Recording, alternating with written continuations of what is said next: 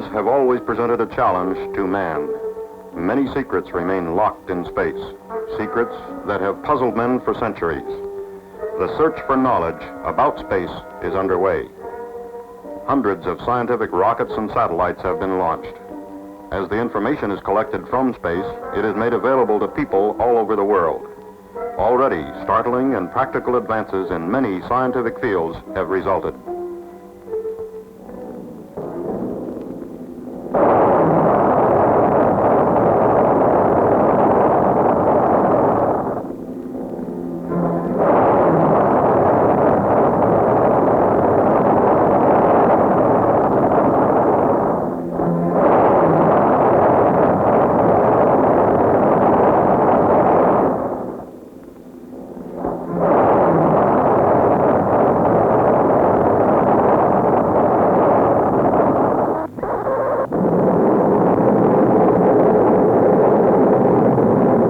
Projects such as these, information was obtained from scientific instruments in the rockets and satellites. Now, man himself is to follow these mechanical devices. Cape Canaveral, Florida, May 5th, 1961. U.S. Mercury astronaut Alan D. Shepard enters his spacecraft. Very shortly, he will be on his way into space. As the hatch goes on, two big questions come to your mind. Is the vehicle ready? Are you ready? Before the flight, Shepard had this to say. I think the one thing that strikes me as I look back on the training program is that I have really developed a feeling of confidence. A confidence in the people with whom I work, a confidence in the systems with which I am dealing and will have to deal in flight, and of course, a confidence in myself. You're confident, but you're human, and you go over the program just one more time. A feeling of confidence. It began to grow from the day you and your 6 fellow astronauts were selected from hundreds of volunteers. Confidence in the people of Project Mercury, the spacecraft, and the launch vehicle, and confidence in yourself. You were involved in the design of the Mercury system almost from the beginning, contributed ideas and modifications. You worked with the engineers, came to know the components and systems like you know your own car.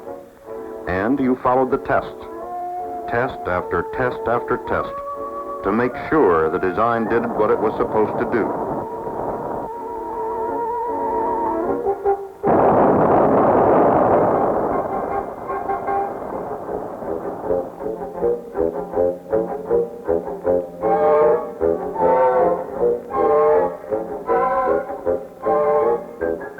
While research and development was underway, you went through almost 2 years of training.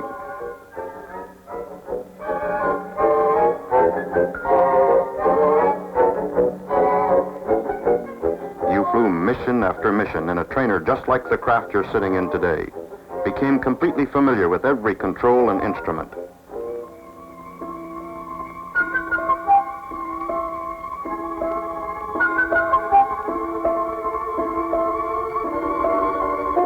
An academic program informed you and the other pilots on astronautics, space mechanics, and spaceflight, kept you briefed on all new developments in the project.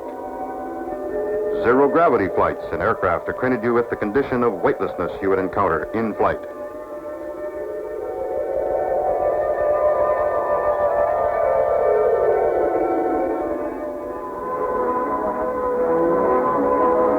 You got in a lot of centrifuge time, too.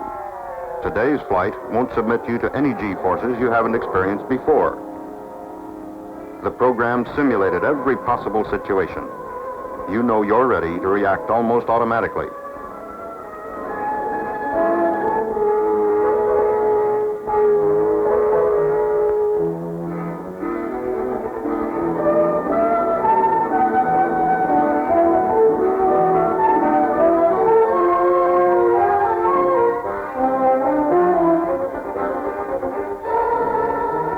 You practice controlling the craft attitude by manual control of pitch, roll, and yaw jets. That will be part of your mission today, and you're confident that you can do it.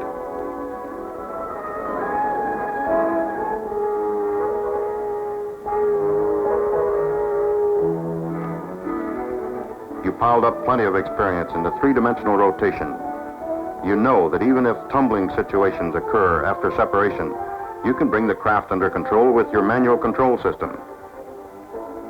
There were continuing flights in high-performance aircraft. They were important to you, too. You're an experienced test pilot. Flying is your business in any type of craft. You remember extensive training in escape and survival techniques.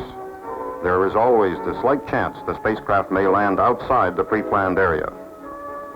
As you sit in the spacecraft, waiting for launch, you know your training has covered every conceivable eventuality, every emergency, no matter how unlikely.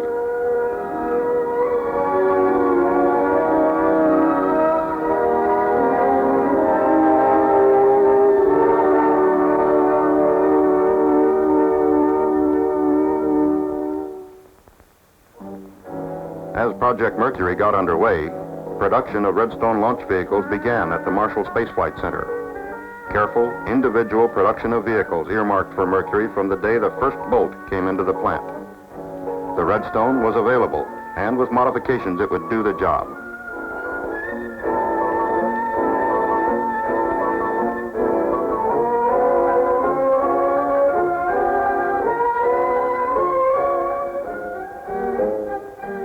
At the McDonnell Aircraft Company plant at St. Louis, just 3 months after project inception, prototype spacecraft production was begun. A few short months later, production spacecraft were being completed. Your trips to the production points were important. You became thoroughly familiar with the Mercury systems. The closer you got to the system, the more confident you became. You followed the flight test program closely. Components, then systems, then prototypes, then production craft. A pyramid of testing. A pyramid of tests that would lead to manned flight. You knew that data and know-how was being gathered to reduce the risk element.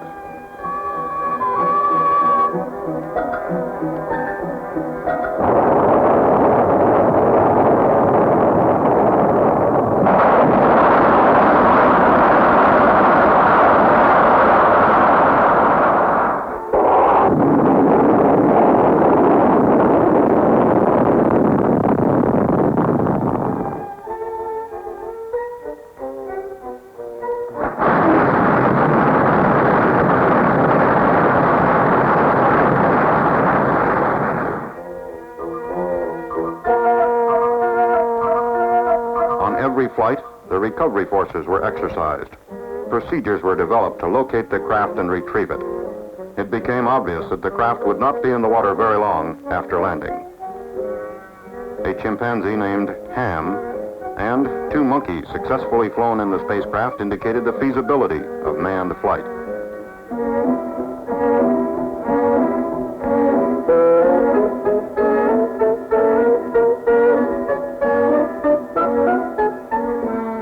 Then, all this was behind, and you knew everything humanly possible had been done to minimize risk to you and to the other astronauts. It was time now for manned ballistic flight. Mercury Redstone 3. At Cape Canaveral, Launch Pad 5. Preparations for the MR3 flight began weeks before launch day. You went out and watched the Redstone slowly, carefully raised into place on the launch pad. You knew that you might be the pilot.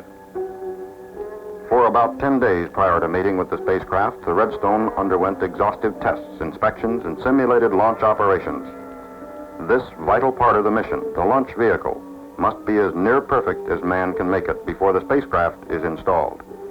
You and your fellow astronauts followed the test program closely.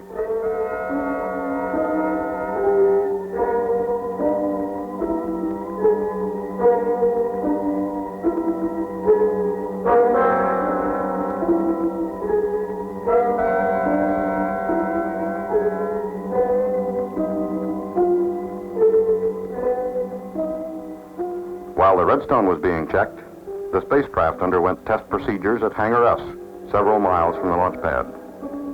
Test the electrical systems, the mechanical systems, communications, instrumentation, the sequential system. Verify flight readiness. You participated in many of the tests and checkouts yourself. You had worked closely with the vehicle for many months. If possible, you got even closer to it during the days just before launch. You worked with the Mercury engineers and technicians as they prepared the craft. The feeling of confidence in the mission became even stronger. Your fellow astronauts worked with the same team effort that had prevailed over the 2 years of getting ready.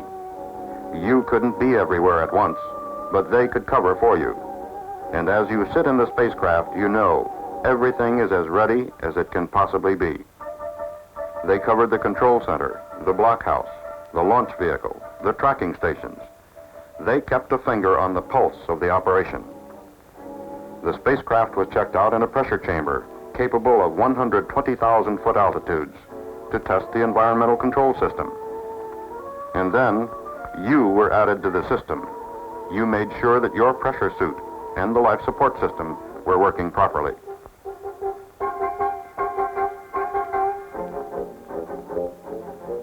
You knew that you weren't just going for the ride.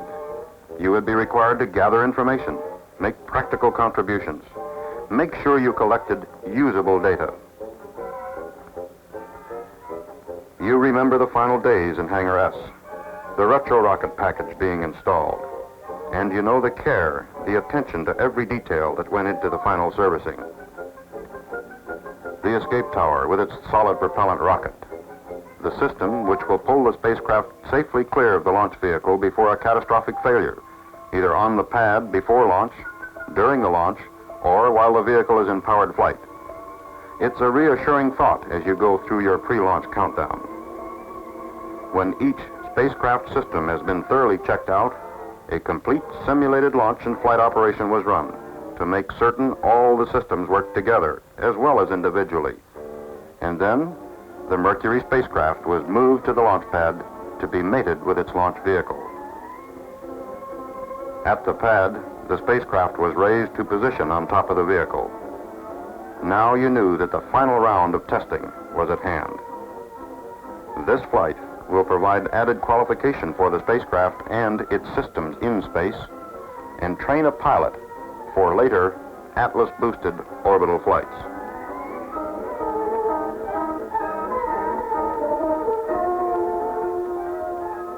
After mating, the testing began to make certain the launch vehicle, spacecraft, and blockhouse worked together properly.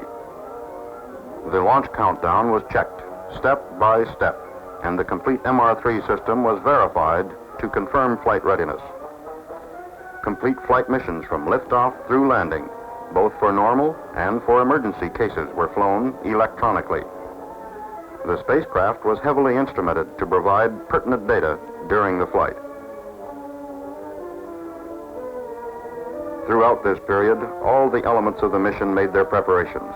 Recovery forces, tracking stations, the Mercury Control Center rehearsed the mission again and again.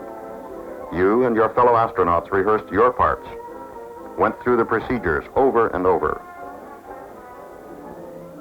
3 days before launch, a go, no-go review board evaluated the flight readiness of all the mission elements: spacecraft, launch vehicle, pilots, tracking stations, recovery forces, everything. The decision? Go. The recovery forces were dispatched and on their way to their stations downrange.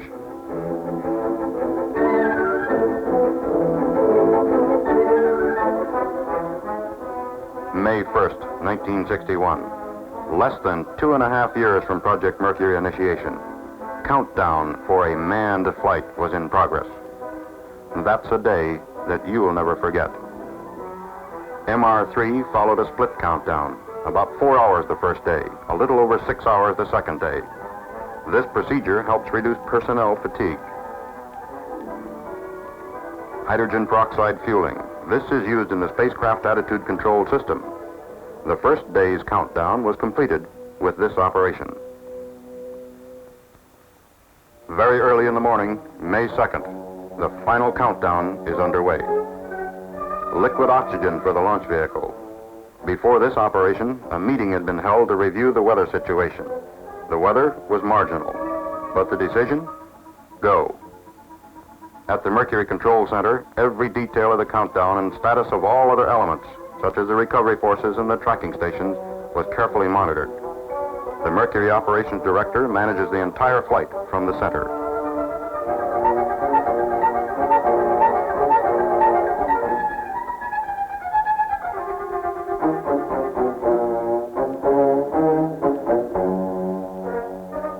In the blockhouse, systems checks were completed in the spacecraft. Launch vehicle checks were also completed. The recovery forces were on station in a line along the flight path, ready to retrieve the craft even if there should be an undershoot or an overshoot. You remember the final physical at Hangar S, the feeling that now, at last, the time was almost at hand. And you remember the feeling of confidence that you had, confidence that all systems were ready, and that you were ready too. Before leaving the hangar for the launch pad, you had sensor leads attached to your body. These leads would provide telemeter data on your body functions and reactions during the flight. Mercury flights are designed to provide comprehensive information about man during space flight, information that can be used by people all over the world in their own research projects. And then it happened. You remember the letdown feeling you got when the squawk box gave the word. Test number 108, MR3, was scrubbed because of weather. A letdown feeling, yes, but it was reassuring to know that the mission would not go unless everything was right. Then it was Friday, May 5th, 3 days later, and the countdown was proceeding again. You remember the feeling you had that this was the day. There'd be no scrub today. The mission would go. You remember the ride to the pad in the transport van. You had rehearsed the procedure before, taken the ride to the pad, and climbed into the spacecraft. But this time, you knew it was the real thing.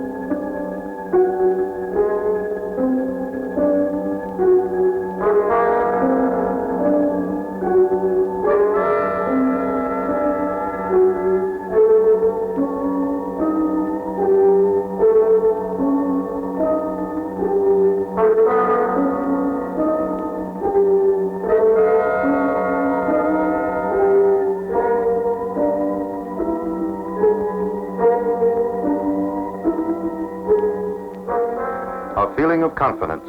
As astronaut Shepard goes through the pre-launch countdown, he knows the system is as ready as human effort can make it. Doctors in the Mercury Control Center and the blockhouse monitor Shepard's physiological status during the countdown. Astronaut Gordon Cooper, assigned to the blockhouse during the launch operation, stays in direct voice contact with Shepard.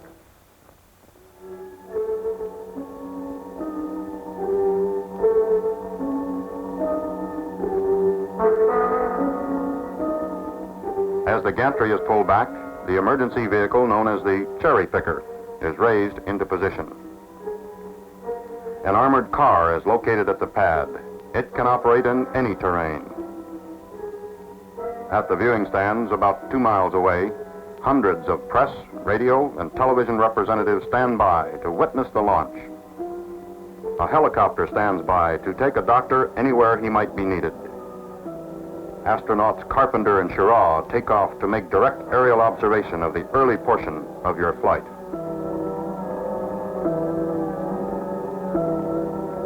An amphibious vehicle is standing by, ready to move out if necessary to make a close-in recovery. The recovery force helicopters are airborne. All elements of the mission have reported ready to the control center, and the launch is go.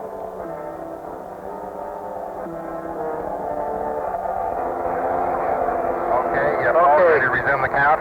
Roger, ready to resume the count. STE, I'm going to turn it over to Stoney, verify. Resume the count. Okay, Stoney, take it over. Roger. 5 seconds. 7, Stoney, on your room. 7, loud and clear, Stoney. Roger, loud and clear, also. 1 minute and counting. Roger. Firing command. 30, what? Roger, periscope has retracted. That's confirmed, periscope retract. Main bus 24 volts, 26 amps. 10, 9, 8, 7, 6, 5, 4, 3, 2, 1, 0.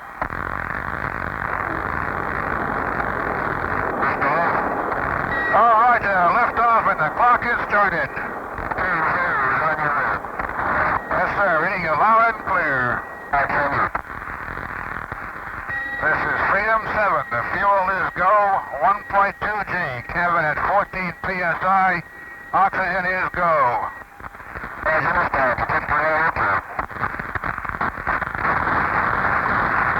Cabin pressure is holding at 5.5. Cabin holding at 5.5. Fuel is go, 2.5 G. Cabin 5.5. Oxygen is go. The main bus is 24, and the isolated battery is 29. Well, 5.5. 7 here. Fuel is go, 4G. 5.5 cabin. Oxygen go. All systems are go. All systems go. Cut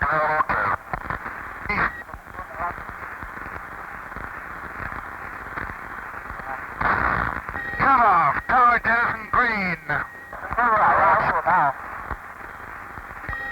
Okay, switching to manual pitch.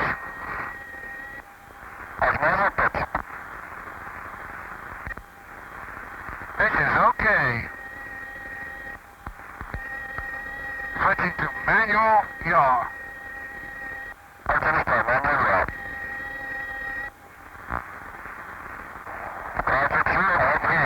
Yaw is okay. Switching manual roll. Roll is okay. On the periscope, what a beautiful view. Cloud cover over Florida, 3 to 4/10 near the eastern coast. Obscures up through Hatteras. Okay, this is Freedom 7. G build up. 3, 6, 9. Okay. Okay. Okay. Okay. This is 7. Okay.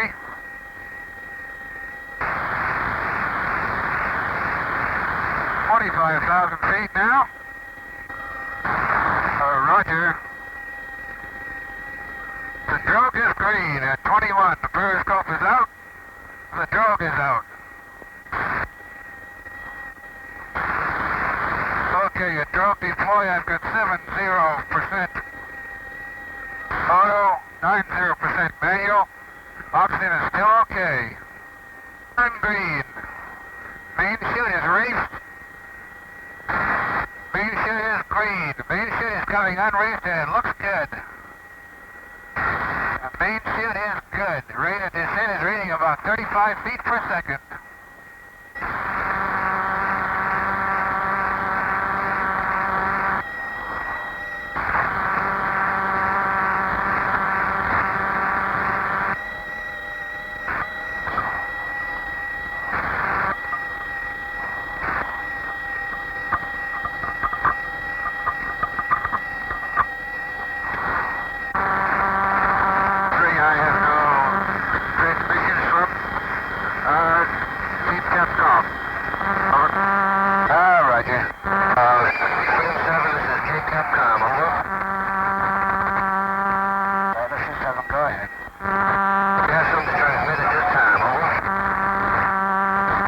Negative, just relaying my condition is still good. I'm getting ready for impact.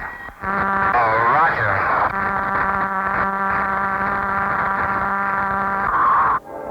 MR3 followed a normal ballistic arc, peaking at about 115-mile altitude. The spacecraft landed 300 miles downrange. The complete flight took 16 minutes and gave Alan Shepard about 5 minutes of weightlessness.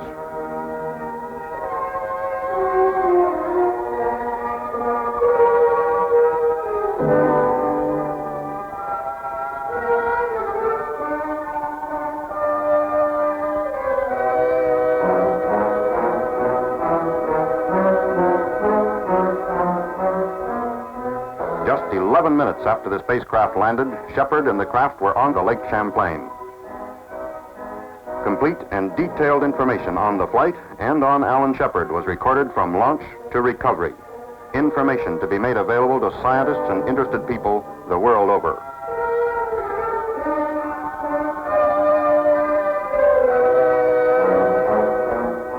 Within minutes after the flight, Shepard received a "well done" from the President on behalf of the people of the United States.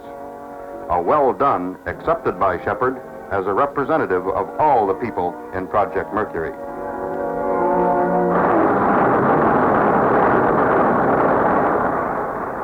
Project Mercury, another step in man's search for knowledge. Freedom 7, another step toward man in space.